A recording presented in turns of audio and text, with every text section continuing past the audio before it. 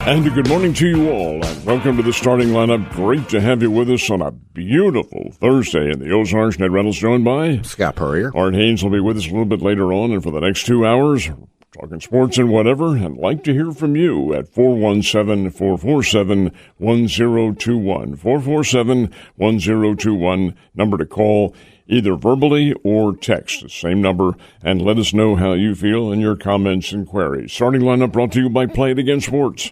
Fremont Shopping Center, Battlefield and Fremont, Springfield, anything you want, gang, it's all right there at Play It Again Sports, and some great trade-in values as well.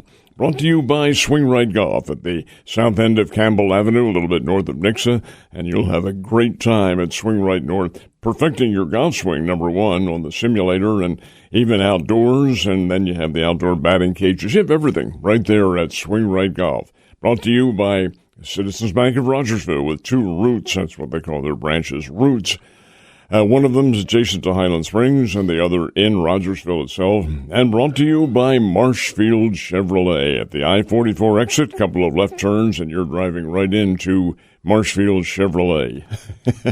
It's a little bit on the warm side, Perger. You know it that? Is, yeah. Not bad now, but I actually had to turn my air down on the way in. I got cold in the car, which is kind of weird. But oh my God, what did you have the temperature? I had 69, I think. That's why. Where do you keep yours at? About 78, somewhere around there. Are you kidding? Why even have it on at 78? I don't. Yeah. No, I'm just happy to report that apparently maybe my menopause is over, as my wife likes to call it, because I did make it here with my phone, the right computer, and my keys, and not her keys as well. So it's been a good morning so far. But you made it in. I did make it in, yeah. But anyway, the big weekend coming up, NFL preseason week 1. The full slate starts tonight. Mm-hmm. You've got the Little League World Series starting this weekend. I always like tuning in to see if there's a 6'8" kid with a beard pitching out there for a 12-year-old team. And, you know, they had, I don't know if you saw the whole story with the Tulsa team. I did see it, yes. Mm-hmm. Tulsa apparently, and they did this in softball too, and got kicked out of that tournament. But their Little League representative in the regional had an ineligible player, a kid that, from what I could read, lived outside the boundaries of where they're supposed to choose players from. And they were kicked out by Little League National. Well, they got an attorney, go figure, of course, and a judge said, no, they're going to play, and your Louisiana team is going to play them in a special game. It was earlier this week. It was going to be on Tuesday, and that winner will go to Williamsport. Well, Little League World Series got mad, countered with their own attorney, and got the judge to reverse field. So, because the Louisiana team said, we're not playing. You know, Little League World Series has our back. We're not going to play that team, and we're going to Williamsport. Well, at the time, I guess Tulsa was saying, well, if you're not going to play, we're going too, and we'll be in uniform, and you guys can figure out who's playing who when we all get there. But eventually, the judge said, no, Tulsa does not get to go. I think it's Oklahoma. Team Oklahoma doesn't get to go, and we have the series this week. I don't see how you can argue something like that. The geographic standards are right there. They're in black and white, and yet somehow these days you can argue anything, I guess. Are you, and I know you don't do much social media, but the number of reels now that have basketball game fights or baseball game where there's a runner that just trucks a 12-year-old catcher, you know, at the plate, and coaches fighting and everything. I mean, it's not the one I grew up with my kids 25 years ago. It is nowhere near that. And the cost is ridiculous now. But, you know, there's parents that if your kid wants to keep up and wants to play, you know, at the highest levels and have a chance to play in college, that parents feel like we have to do this. You know, Scott, in my opinion, and I don't have anything to document this, but in my opinion, the media is partially to blame for all this by giving great credibility to the scholarships and the amount they get and the nil factor. I think if we just kept it low key for a while, that moms and dads might take things a little bit more in the prospect that they were. When I played Little League Baseball, your moms and dads were there as support, but there were no great arguments or anything of that nature. It just didn't happen.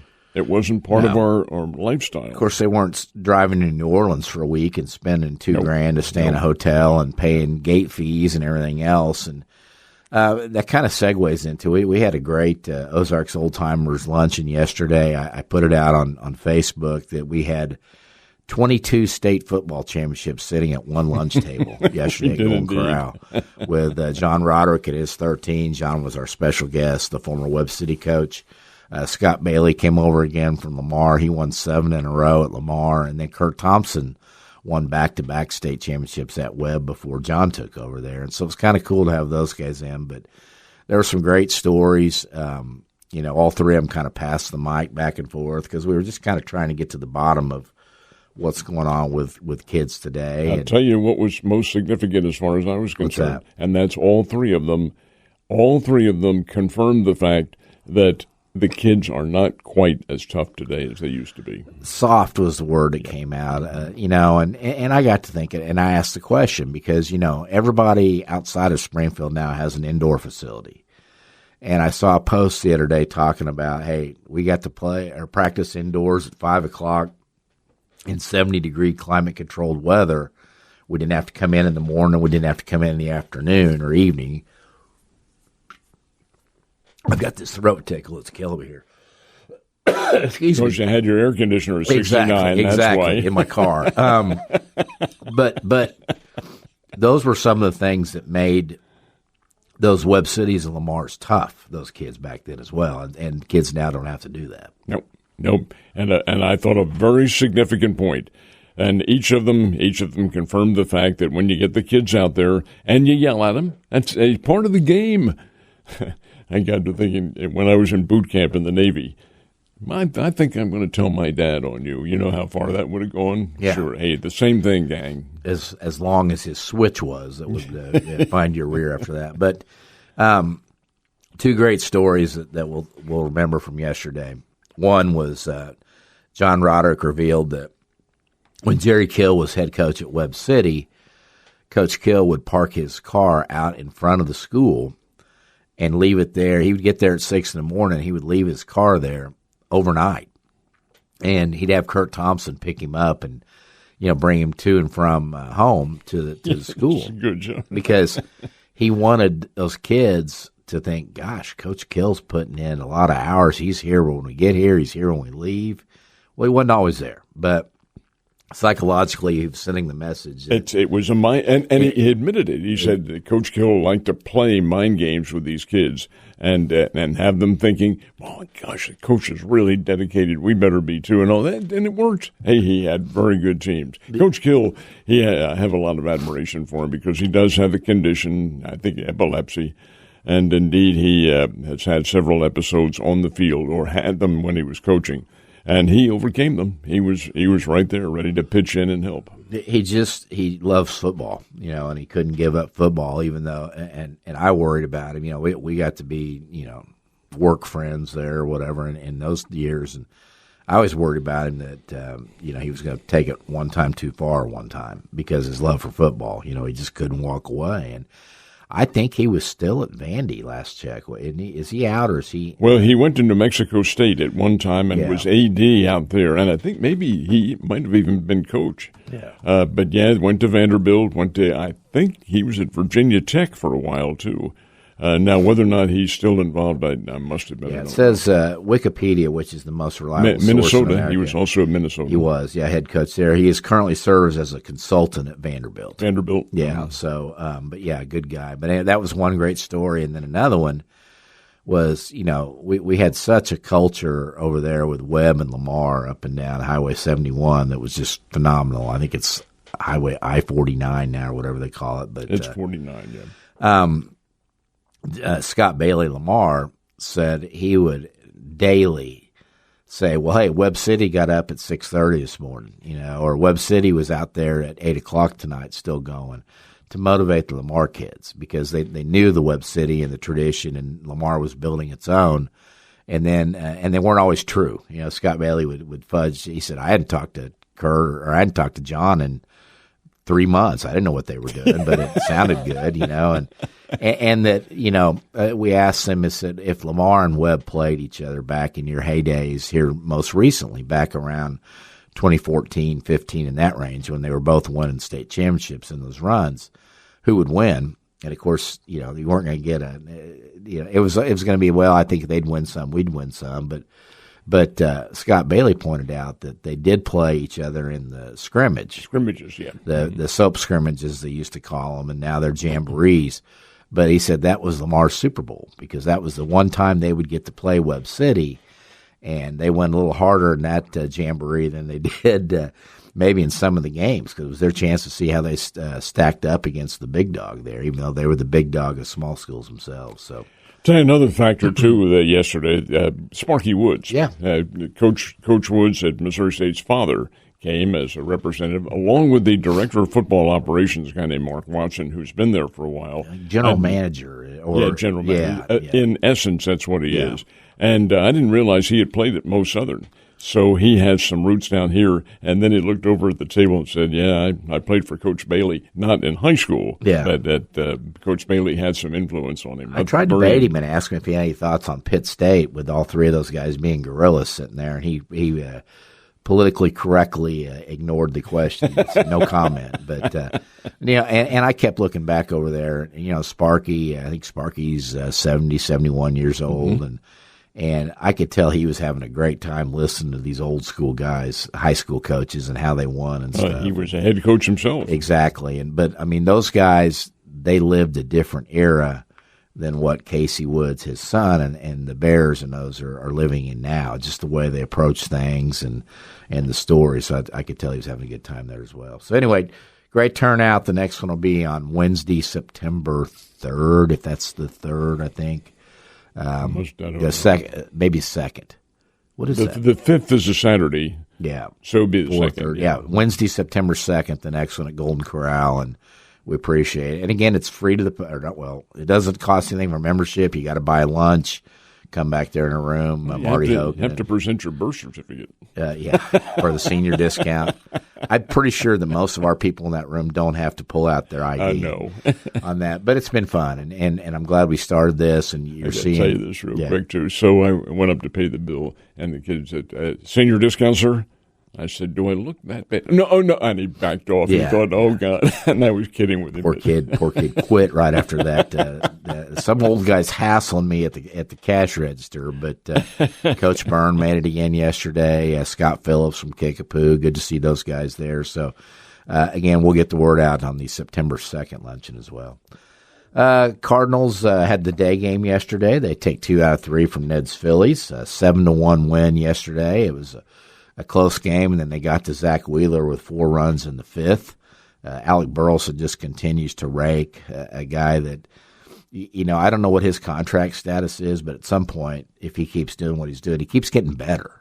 And that's the thing is, last year he was a good hitter, and now he's becoming a very good hitter. 3 RBIs yesterday. That's pretty good. Right there in the heart of the order. And so he drives in 3, as Ned said, had a double in that 5th inning to drive home a couple. My team's not playing very well, and I really have to think they need to revise their lineup somehow in the batting order.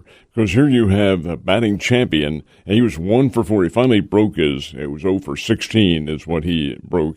I'm talking about Luis Arraez. He finally got a hit and an RBI, but that was it, 1 for 4. I think he's batting in the wrong place. They haven't been cleaned up. I've always wondered and questioned why Kyle Schwarber's a leadoff hitter. Yeah. I mean, it's home run or not, with him. And I just think maybe Arraez as a table setter would be a better situation. Bryson Stott's had a great year for them. He bats 5th or 6th. He's 6th, I think. And he's a guy, I think he's got 20-something steals on the year, so he's a guy that could – lead off, and Arraez has, I think, 10 or 12 steals, so he's got some speed too. But, they may need to tweak that a little bit. But Cardinals take the series 2 out of 3. That's their 3rd consecutive series win. 2 games above 500 now, I think. 2.5. Above 500? No, they're one above 500, 2.5 in the wild card. And they have the day off today. They go to the Cubs to start tomorrow afternoon, 1:20 first pitch. They also have on Monday, they have one of those day-night doubleheaders Cincinnati, makeup, and that'll be tough. That may be, let's see, the 15th is Saturday. That may be the first or second game, hopefully for Joshua Baez coming up, because could be past that rookie deadline on the to retain rookie status for next year. But Kyle Leahy was sharp again yesterday, and the Cardinals continue to get good starts out of guys that you really wouldn't have counted on to have really good starts at this point. Leahy's pretty interesting. He's a kid out of Colorado, and he was down here on the Cardinals caravan, and we had a little meet. Well, you were there, I think. Yeah. A little media get together. He hardly said a word, and when he did, it was just not very inspiring. Yeah. And I heard him say on the broadcast yesterday, well, Kyle Leahy doesn't say very much, but he's pitching well. Yeah, he is pitching well. He is. One other note on the Cardinals, Baseball America updated their farm system rankings after the draft and after free agency. Cardinals have jumped from number 18 to number 2 in all the Major League Baseball, the minor league systems. Having the Baez's in there helps. Well, getting the trades of the from the Brewers, the prospects they added. They instantly added, I think, number 3 and number 6 to their top 10. But the top 10 farm systems out there right now, before we go to break, Tampa Bay is number 1, Cardinals 2, Brewers have slipped to 3. Then it's the Giants, Orioles, Dodgers, Nationals, Twins, Guardians, and Mariners. A lot of American League teams in there, which, there's room for somebody to start kind of jumping into the upper echelon in the AL, because you've got Tampa and then a bunch of teams that are kind of muddling along over there. Yep. Yeah, so. And Tampa somehow seems to get it done every year, and that's a great credit to their organization. Let's take a break, come back, talk Royals, Springfield Cardinals, and more. This is the starting lineup. Back in a second. Let's find out what we have on the starting 5. Yeah, in our lineup today, I kind of got sidetracked there and didn't give that. Here's our guest list for today. 7:30, coming up here in about 12 minutes, you're going to meet the new KY3 on-air sports reporter. His name is Hudson Summerall. He's a Mizzou grad, a Columbia native. We'll get to meet Hudson here at about 7:30. 8 o'clock, Ron Snodgrass will join us in studio. Ron is the longtime local school administrator, but his side gig has been a NCAA football referee for years and years. He is out of that now, 26 years to become the supervisor of officials, director of officiating. The national director of officiating. So we'll talk to Ron about what that means for his role going forward. And then at 8:30, it's the Ron Hour, because we are going to honor and roast and have on as our guest Ron Hurst, the retiring KY3 meteorologist. How many years for Ron? I believe he began at KY3 in 91 or 92, somewhere around there. So we're looking at easily almost 40 or so. Oh, yeah. Mm-hmm. Wanted to have Ron on to kind of, Ned used to pick at him for the first 15 years of our show over at the other station. And he made it through. When we started, yeah. And I might have chimed in occasionally on it. And then, but no, I worked with him when I worked with you guys over there in about 2016 and 17. And, just kind of a guy spent that much time doing it. We just wanted to bring him on and talk about why he didn't wear pants one time on the air and what amalphagus propagation or what is it? What's the anomalous propagation? Anomalous propagation means and things like that. But Ron Hurst is going to join us at 8:30, so stay tuned for that one. We'll also ask both of you. I guess it could be a little bit of a debate. How much time should sports get and how much time should weather get? Well, weather should get about 30 seconds and sports should get 9 or 10 minutes. I think That's Ron not even an argument. Ron might differ on that a little bit there, but elsewhere in the starting 5, the Royals fall 4-2 to the Dodgers last night in L.A. They dropped all 3 games of the series, but they were competitive in all 3 games. They lost by 1-1 and 2 runs. Last night, the Dodgers took a 4-2 lead into the bottom of the 5th, and then no more runs scored the rest of the game. Eric Lauer, one of the guys that you have to go Google to see who he is, in a lineup that has Blake Snell and Tyler Glasnow and Ohtani and now Skubal, and it's like a who's who, Yamamoto, a who's who of pitching. Eric Lauer's the guy like who's that guy? Well, he's still good too, and he was there because of Ohtani's injury and the absence there. Now, I don't think Ohtani's going to pitch again. I think he's done. I could see them, like they do with a lot of these things, all of a sudden about September 17th, he pops up and starts throwing a little bit. And because, I mean, all these guys, the Dodgers in particular, being back-to-back champions, they live for what happens in October. Of course. And, that he can't pitch now on August 14th or 13th may be different than how he magically appears to be healthy in late September. You never know with the Dodgers what they're pulling with that as well, too. So Royals off today, just like the Cardinals, and they open a series against the Angels tomorrow night. Springfield Cardinals, they snapped their 4-game losing streak. They went 3-1 last night over the Northwest Arkansas Naturals at Route 66 Stadium. Debut of 19-year-old pitcher, and I don't know how to pronounce this, Yhoiker Fajardo. It looks like Yhoiker or Yhoiker. Yhoiker. What do we got there? Your guess good as mine, man. Yhoiker. That's what they say after every strikeout. Yhoiker. But Yhoiker Fajardo, we'll go with that. Number 11 prospect in the Cardinals prospect rankings. A good start for him. Allowed just 3 hits in 5 2/3 scoreless innings. Struck out 5. As we said, the Cardinals snapped the 4-game losing streak. 1-1 this week now in the series with the Naturals. That continues with games the next 4 nights over at the downtown ballpark. And another young guy, another good young pitcher apparently that has got some stuff. That this may be, and it's hard to judge this, but at least one of the more talented Springfield Cardinal rosters they've had in the last There's no 10 years. question about it. They have a very good team, and I fully expect they're going to be in the playoffs, probably as the second-place team, but be that as it may, they're going to be there, and they'll account for themselves pretty well. I think they're a good ball club. And we, of course, we talked with Dan Ryder about this on Tuesday, but in the playoffs, mid-September, are some of those guys here? Or have they gone up to Memphis? Or have they, and I don't know if there's room for them at the major league level to even play. I think that it's one of those deals that, we'd love to give them their cup of coffee, but if they can keep playing regular and get regular Scott, what the front office does, they take a look at where the team is and if they're going to go in the playoffs, and do we take a chance and give them a chance to be in the playoffs and have that atmosphere. It may not be the same thing, obviously, as the World Series or anything like that, but rather than promote them, let them stay with that team and help them out.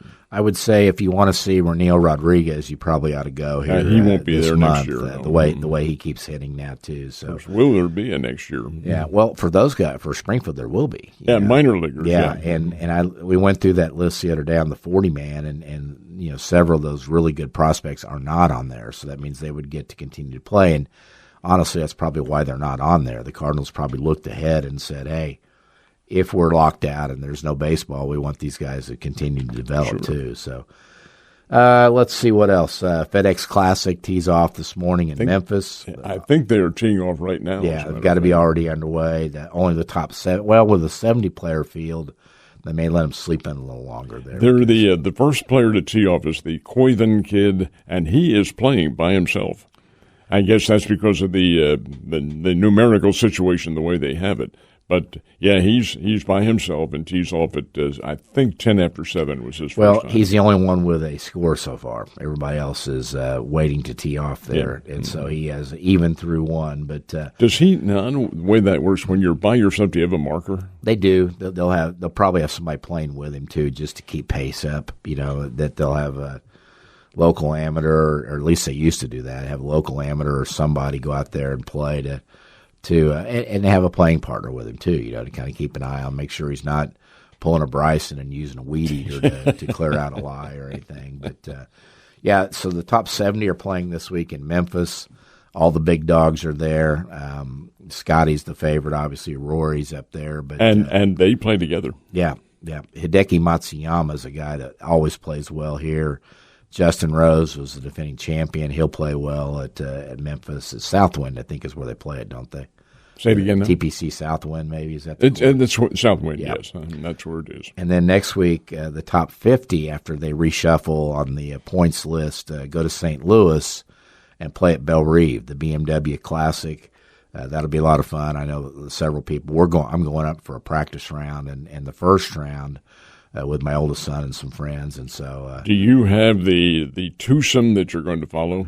No, I mean, it'll be different with only 50 guys. First of all, in the practice round, you'll have to go find guys, but on the pairings, you've got probably a large gallery with only 50. You've got, 13, 14, 15, 17, 16, 17 pairings if it's threes. That'd be right, yeah. I bet they're in twos. I think they're in twos, yeah. So there'd be 25 pairings of two, which means your crowd is condensed following, when you've got a lot more groups, you've got a spread out crowd over the course, but this will be a little different. But it will be fun to have professional golf back in St. Louis. Have you been to Bellerive? I have, yeah. I covered when Payne was playing, went up and covered, I want to say it was probably a U.S. Open. It was either an Open or a PGA. They have had, as a matter of fact, it's historic because the very first foreign player ever to win the U.S. Open was Gary Player, and that's where it was, at Bellerive, yeah.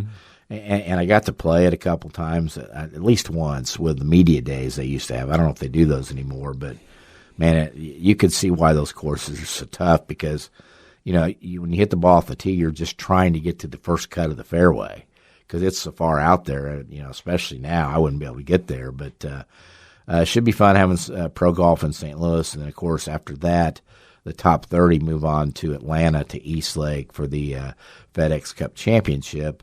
That is a $40 million purse. $40 million. And these two are 20. Memphis this week, St. Louis next week are $20 million purses. And Scott, if I'm not mistaken, the winner at Eastlake gets $20 million. Yeah. Oh, yeah. Yeah, it's a nice weekend for you if you pull that off.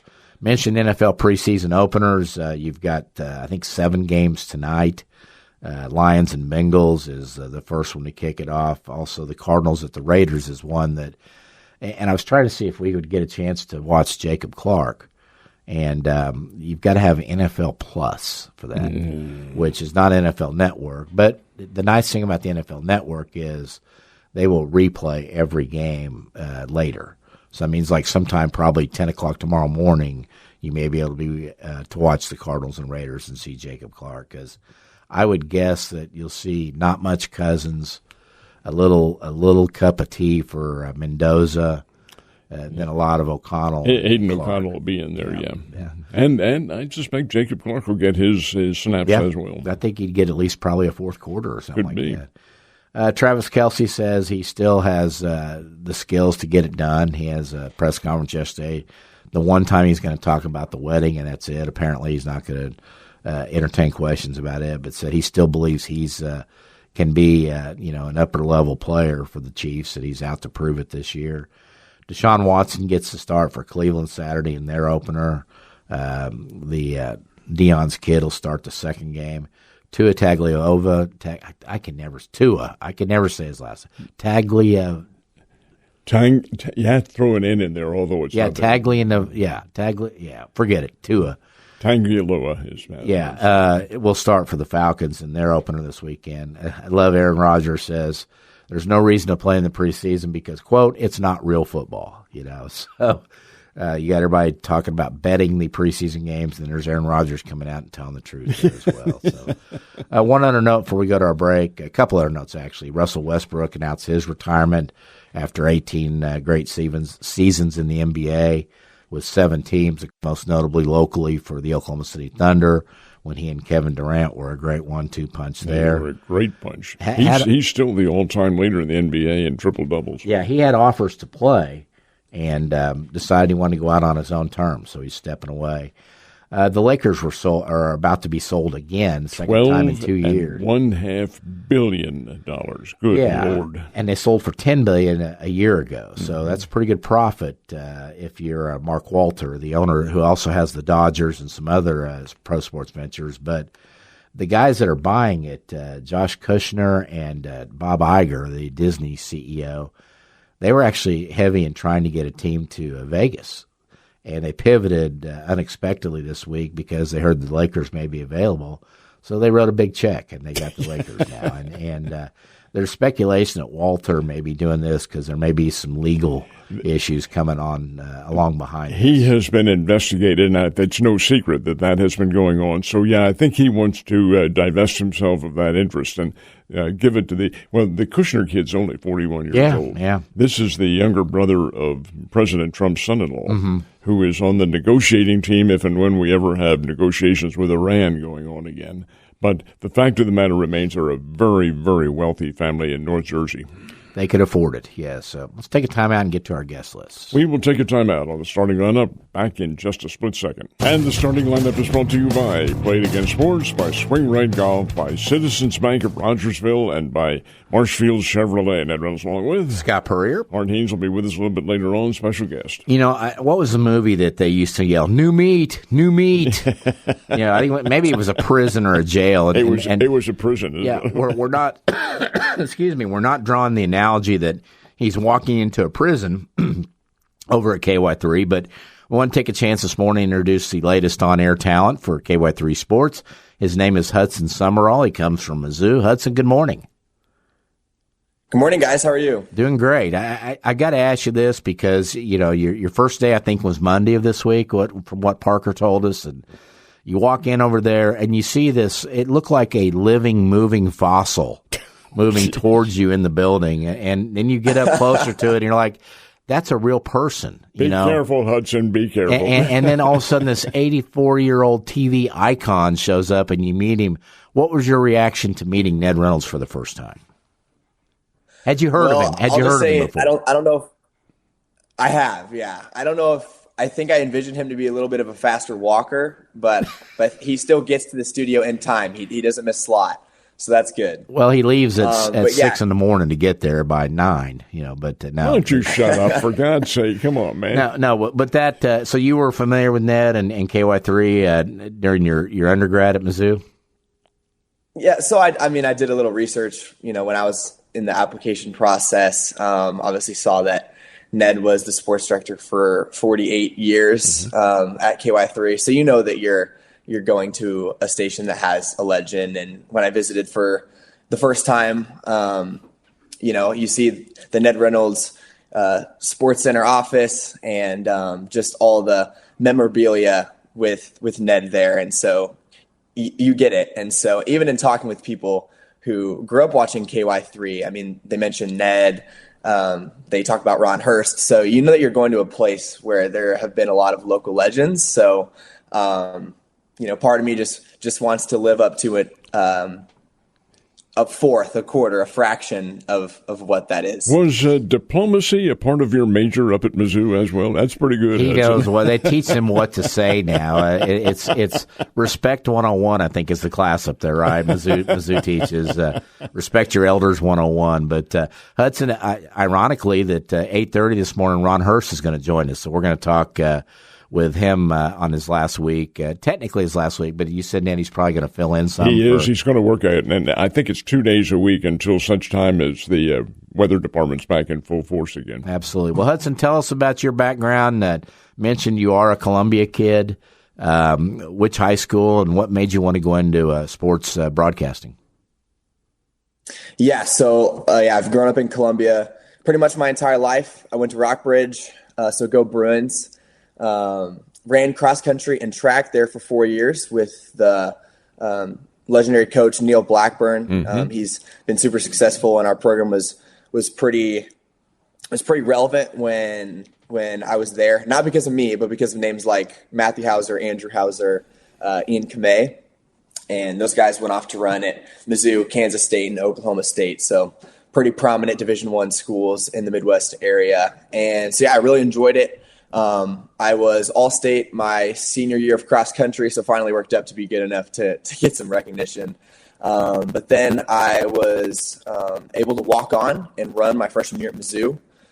So that was a big blessing, and I learned a lot from that experience. I only did it for a year, but I liked it. And so from there, I had a lot more free time after not being an athlete my freshman year. And so I just dove in a lot more with KOMU. Went to Mizzou to be a journalism major. I didn't apply anywhere else because I was dead set on going to University of Missouri and doing their journalism school. I had done some broadcast-esque things in high school with the Columbia Area Career Center. And, so I had some broadcast experience, just a little bit of it, but wanted to go to Mizzou because I wanted to be around sports like I'd been my entire childhood. But, Hudson, you chose Mizzou. However, you do have some relevancy with Missouri State down here. You might explain that a bit. Yes, yeah. So my older sister also graduated from Rockbridge, but she, unlike me, did not want to stay in Columbia. She wanted to get away. And so for her that meant driving 2.5 hours to Southwest Missouri and going to Missouri State. And so I have a little bit of familiarity with the area because she graduated and then stayed. So that makes this deal a little bit sweeter for me, is that I get to live here with my sister and her husband, my brother-in-law. So that's been super sweet. We got Andy's 2 nights ago. So there you go. You've already acclimated to Springfield well. Absolutely. Hudson, do me a favor. You know how important audio quality is.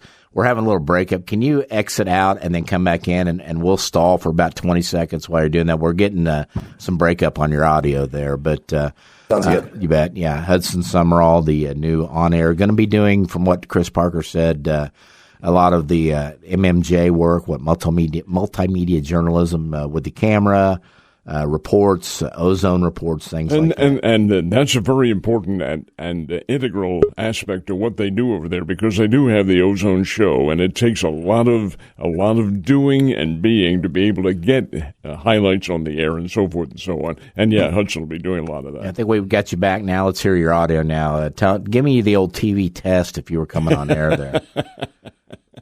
Check 1, 2, 3, there 4. We go. Welcome to the Ozone Show. Much better, yeah. So, were there, in today's world, because with kids, TV's different now, and you've got guys like McAfee and Stephen A. Smith and people like that. Was there anybody in particular growing up you watched that made you want to be a TV sports person? Yeah, good question. I think I've been drawn to a lot of the best Sports Center anchors. And so for me growing up, one of them was John Anderson, Mizzou grad himself. And the cool thing for me was that he came back to Mizzou after 25 years at ESPN just a couple years ago. And then I got to be one of his students in his sports media experience class this past year. So learned a lot from him there. But also on a sadder note, our sports director at KOMU, Ben Arnett, unfortunately passed away in August. Super unexpectedly, it was Mizzou's opening kickoff game of the season against Central Arkansas, and we are notified by John, and this is before I had a lot of interaction with him, that Ben had passed away, and so KOMU was just turned upside down, especially the sports department, which I had been really, I was just ingrained in it by that point, and so then John, really took me and a couple other older people under his wing and, coached us up, because we still had to carry on the shows. The Friday Night Fever was our, Friday Night Football up there. And so that was Ben's show. And all of a sudden, myself and another senior named Jacob, we were switching off every single week who was going live from the games, who was coming back to the studio to anchor all the highlights that all the reporters were bringing back. And so John was just excellent at, helping that ship to continue to go at the station. And then he's just an excellent professor. He's a good guy to have as a reference as well. But he texted me, and this is funny. I was in the studio with Chris Ninehouse and Ned, and I took a picture of them while they were doing their Monday weekend recap that airs at 9 p.m. on the CW. And I sent it to him, and he goes, "You've aged terribly." Hudson, growing up in Columbia, you, of course, were watching KOMU. Who were some of the anchors there, some of the permanent anchors they have, who might have had an influence on you? Yeah, Chris Trevino, is a big one. Mm-hmm. Long time buddy. Yes, yeah. So he was a student, and then he immediately went to ABC 17, which is the ABC station in Columbia, for 20 years, and then came back and did 20 more years at KOMU. So he is just a Columbia legend. Another guy who I'll go to and ask for tips and advice and things like that.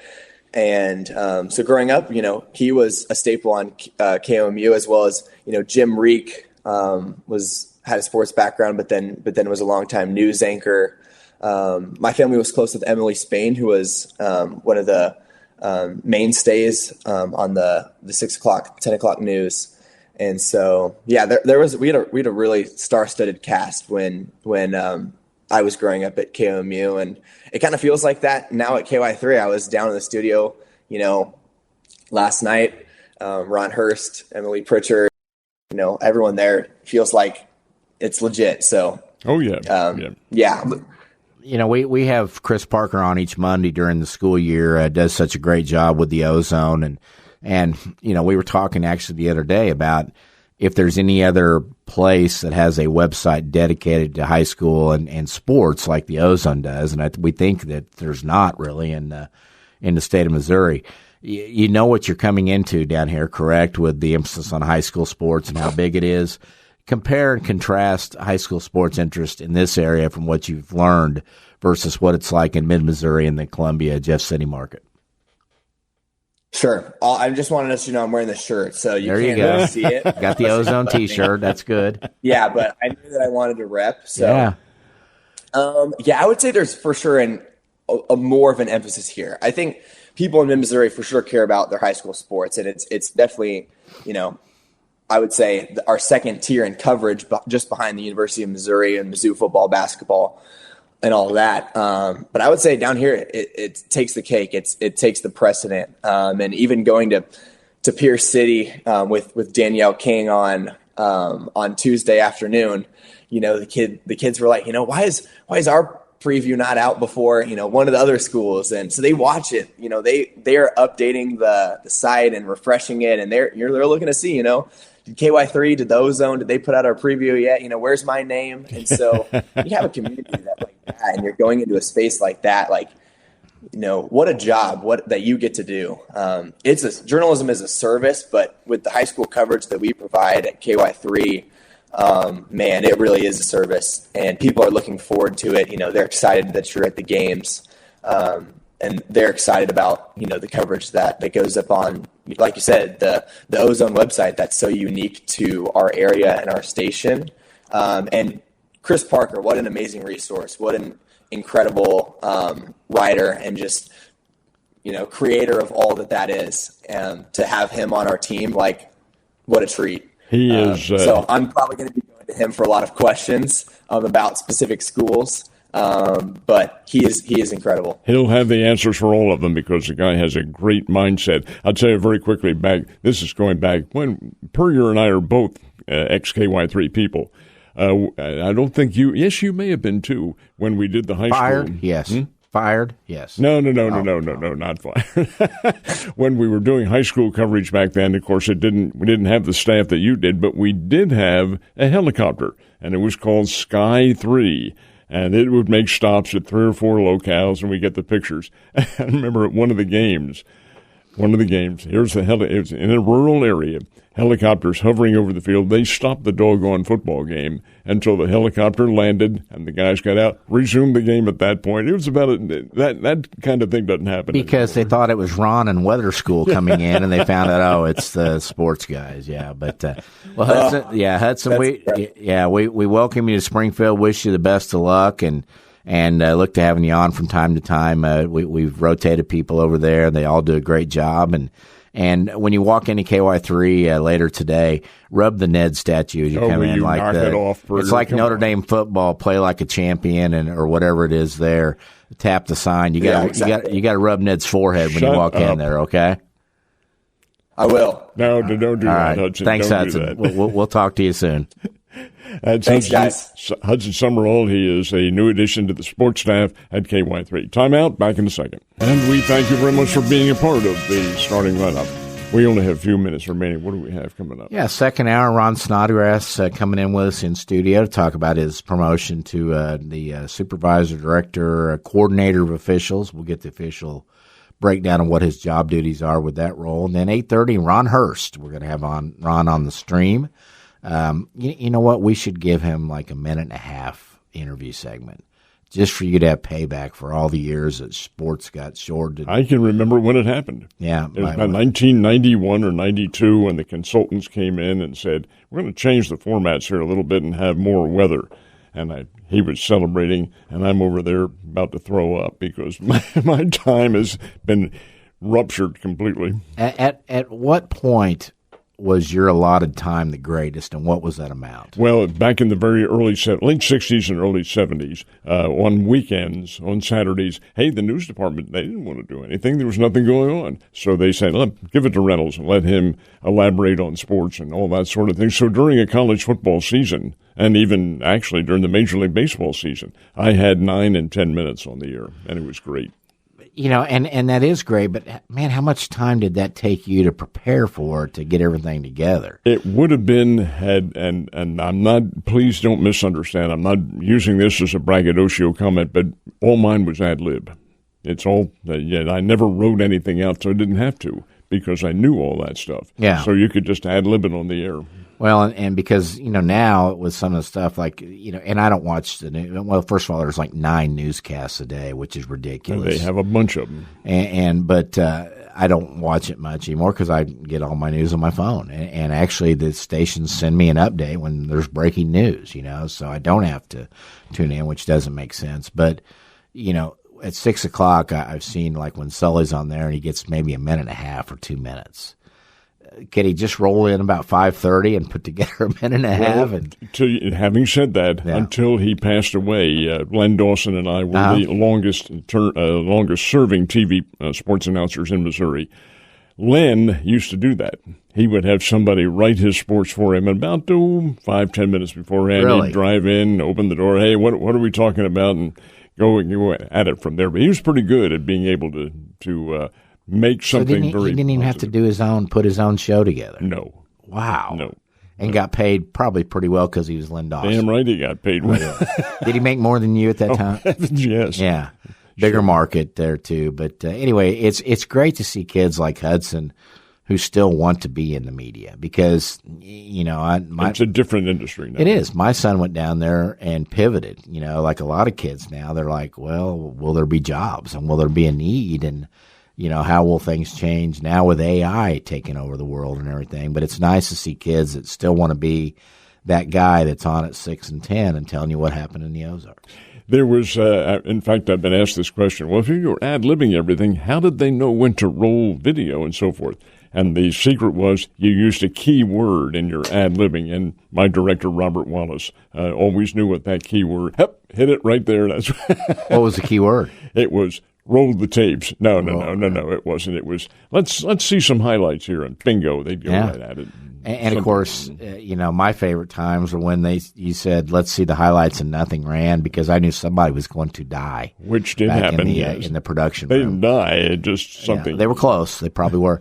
When I interned with you, I've told the story many times, but if something went wrong with a graphic or something like that, and then the news signed off the air because you had to be on the stage till it was all done because that last shot of all of you together, I've never seen people sprint out of a production if something went wrong because you had to walk through there to get back to your office and they were gone. Hyperbole, folks. That's an exaggeration. Absolutely, they were out of there. That never happened. All right, let's go to our top of the hour. Take our mid-show timeout, brief break, and we have a very special second segment coming up.